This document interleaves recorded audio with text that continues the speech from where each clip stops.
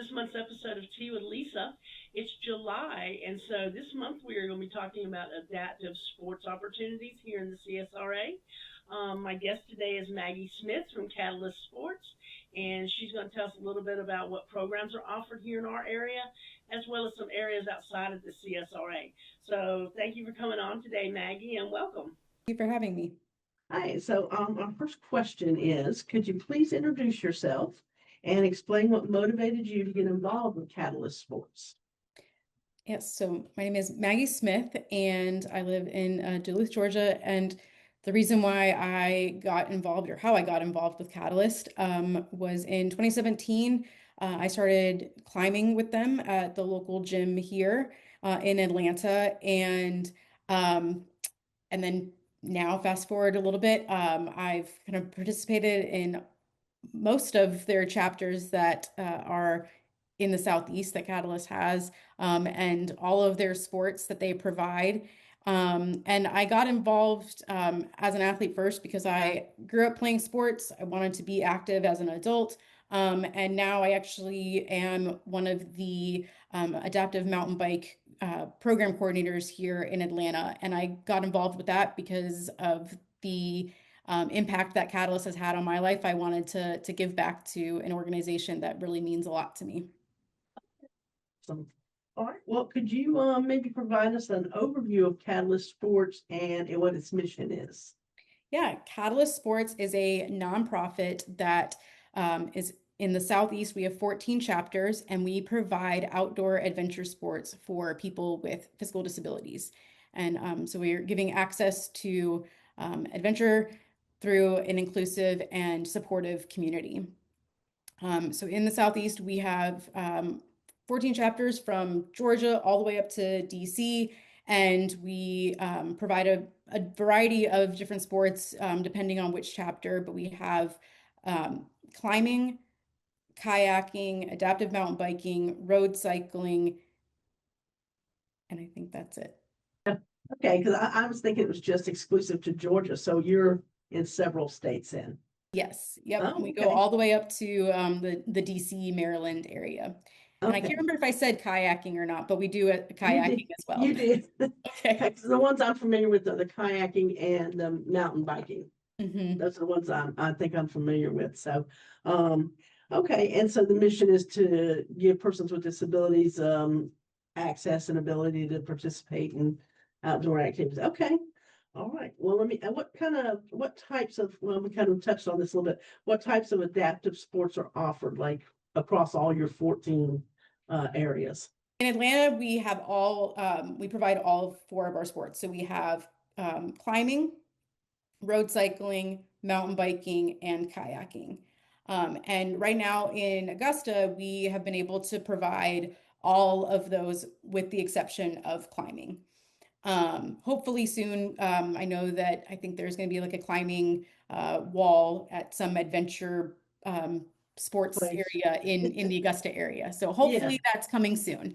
And so outside of those two chapters, all of our chapters do have climbing. And then our Knoxville and Asheville chapter, they also have mountain biking. Chattanooga and DC also provide mountain biking. There's a little bit more seasonal because we are sharing our bikes with those chapters as well. And then Knoxville is our other chapter that has kayaking. Atlanta and Augusta are the only ones that do have the road cycling. So okay, yeah, it's a little bit of variety for everyone. Is that just basically where they would go on kind of give us a little bit of idea what road cycling is? Yeah, so our road cycling is primarily, even though we call it road cycling, you're on a greenway. So here in the Atlanta area, we use the Silver Comet, and it's a greenway that's relatively flat and able to, be safe away from cars. But the road bikes compared to the mountain bikes, they're very similar. All of our mountain bikes have e-assist, so they have an electric motor to them. And our road cycles, some of them are getting e-assist, but most of them are manual powered. And they have smaller tires, which makes them a road cycle versus the mountain bikes are going to have kind of beefier tires to give that off-road grip. And I'm just out of curiosity, the road cycle, you got different kinds, are they Yeah. all the same kind of bike? We have a variety of bikes in our mountain bike and in our road cycle programs because, everyone, there's all different types of disabilities. Everyone has different abilities, level of injuries, level of disabilities. And so we have recumbent foot pedal trikes for people who can use their legs and can pedal, but might not be able to be up on a two-wheeled bike. So it's a three-wheel trike. And then we have hand cycles. We have some bikes that have what are called quad controls. So someone who might have limited hand function, we have a way of adapting our bikes for individuals with that type of need. Different straps. So there's all different ways to adapt the equipment for different people, and there's different bikes, different seating positions, Okay. and makes it more accessible to everyone. Oh, okay. So that's what I was wondering. How does that work? So y'all got it kind of covered from all angles, so it seems. Yeah, we try. I mean, because we are, a program based organization, the bikes, they're not well, most bikes, even if you were to get your own bike, they're not really customizable as Yeah. far as like size goes. But we try to get a bike that we think would fit or work for a majority of people so that we can provide access to as many people as possible. So my next question kind of goes along with that a little bit. So, how does Catalyst Sports ensure accessibility and inclusivity within its programs?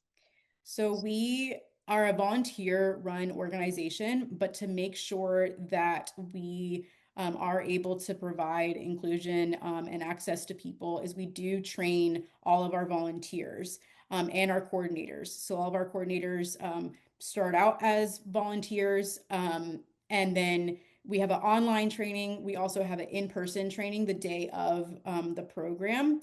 So all levels of experience of a person who wants to volunteer can come. They don't need to be this, uh, advanced rider or Yeah. kayaker or anything like that.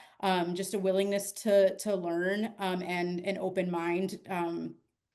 But yeah, we make sure to train everyone to make sure that they're comfortable and our participants are able to come and have that level of security of inclusion and access.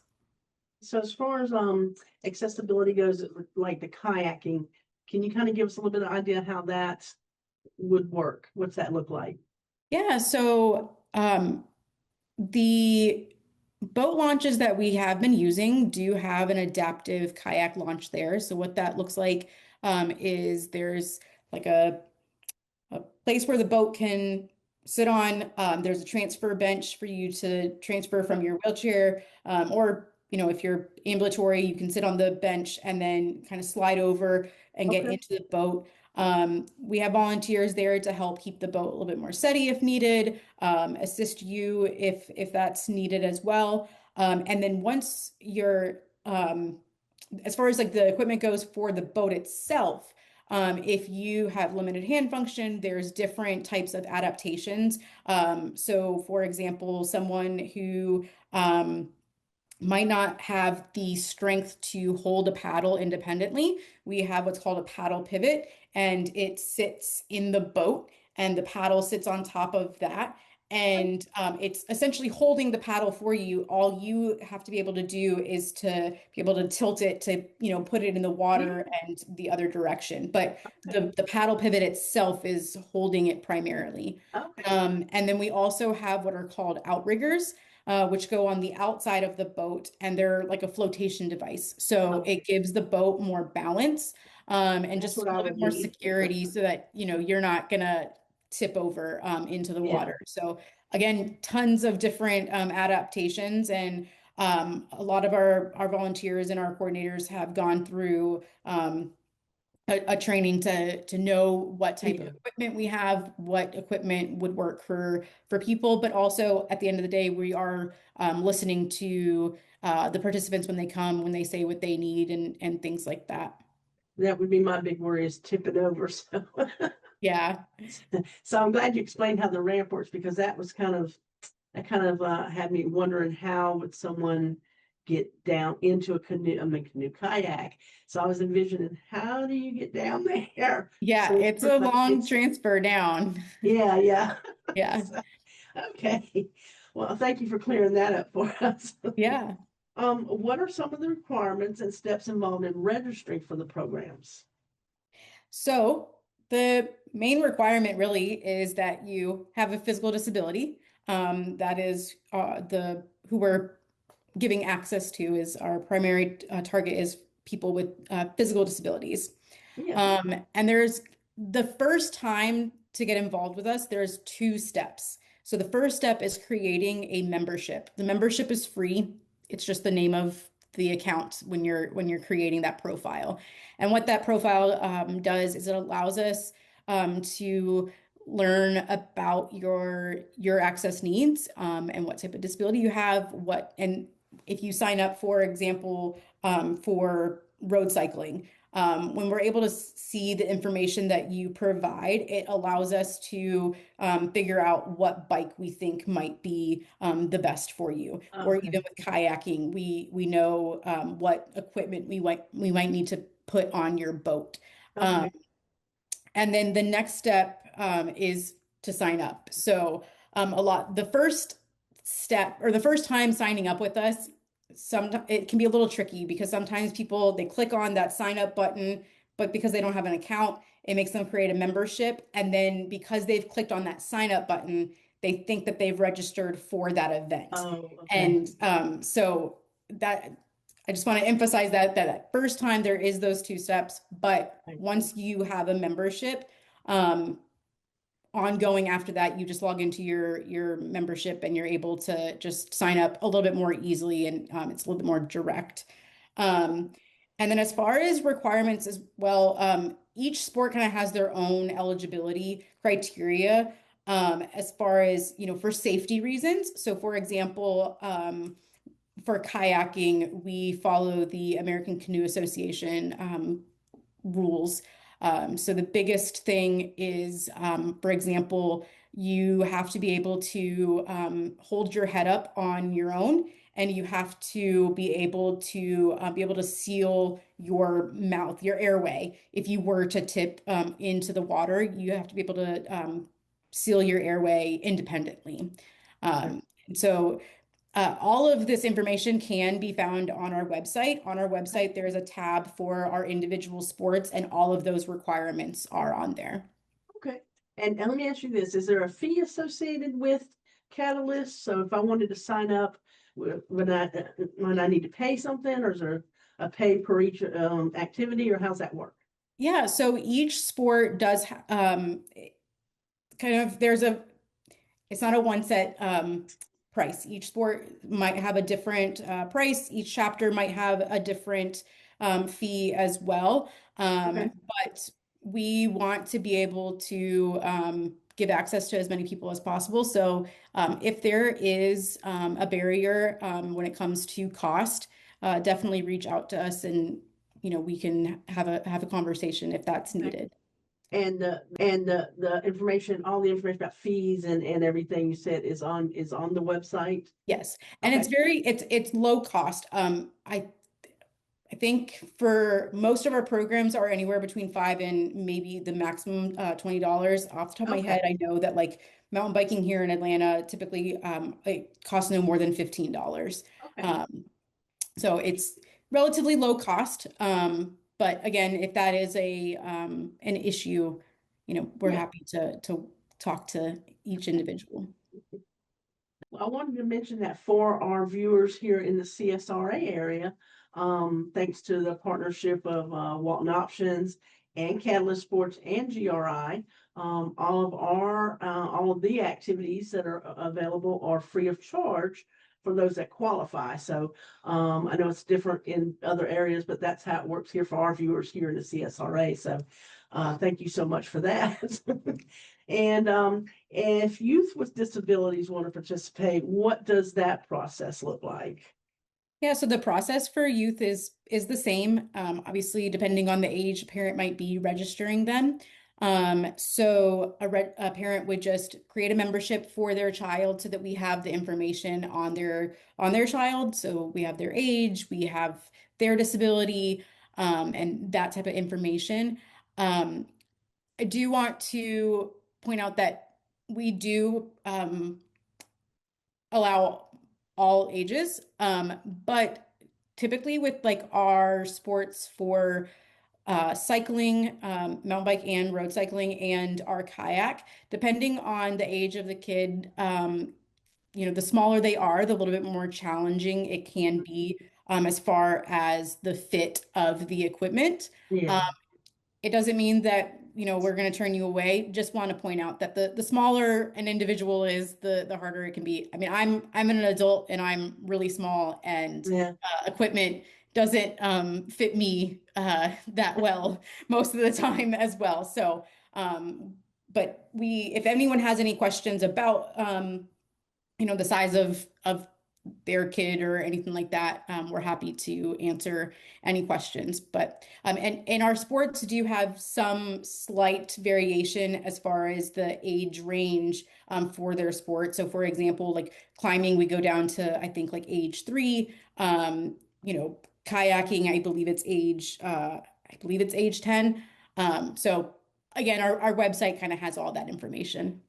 Okay. Well, so if someone has their own equipment, they're welcome to bring that in, or Yes, yes, we welcome everyone. So I have my own road bike and my own mountain bike, and so I bring my own equipment as well. And we'd love to have more people who have their own equipment join us. yeah.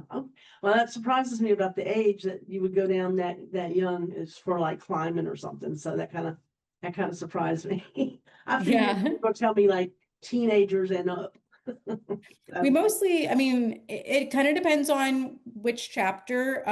We're talking about that we have some chapters that do have some really young kids, and then here in Atlanta, I'd say we have mostly teenagers, no one really younger. But we do have some youth specific programs here in the Atlanta area that are going to be starting up here. I think this weekend, actually, we're kicking off a 4-week youth cycling program, which is free to youth.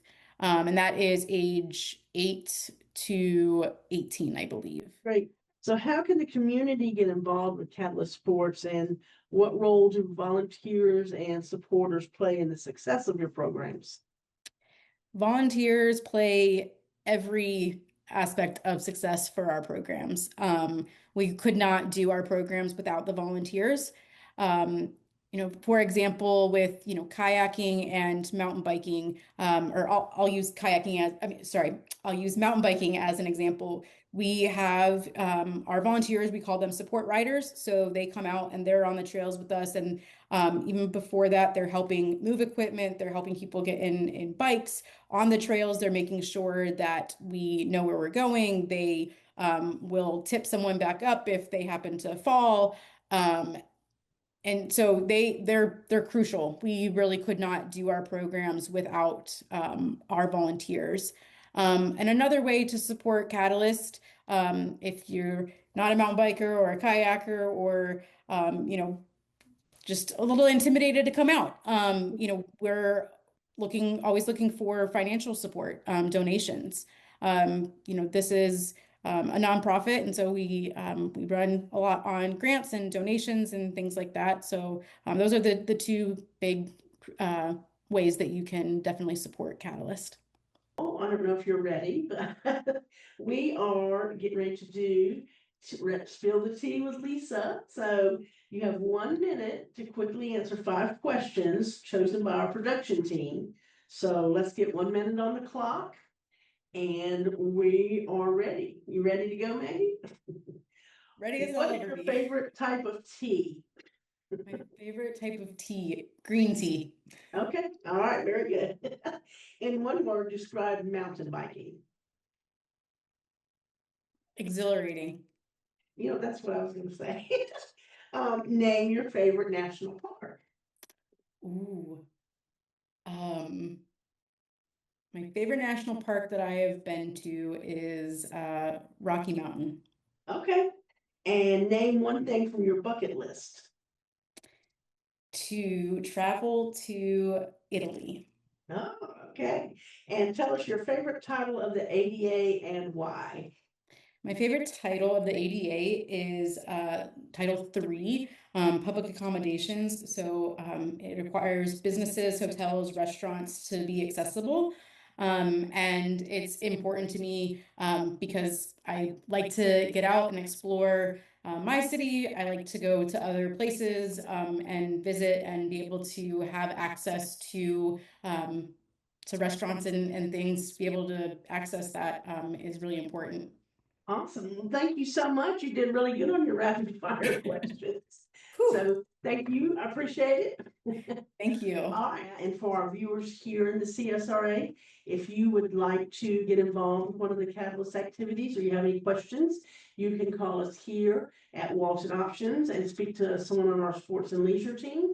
Our number is 706-724-6262. Or you can also go to our website at waltonoptions.org. So thank you again, Maggie, for being on, and we'll hope to see you soon. Thank you so much for having me. Thanks. All right. Bye.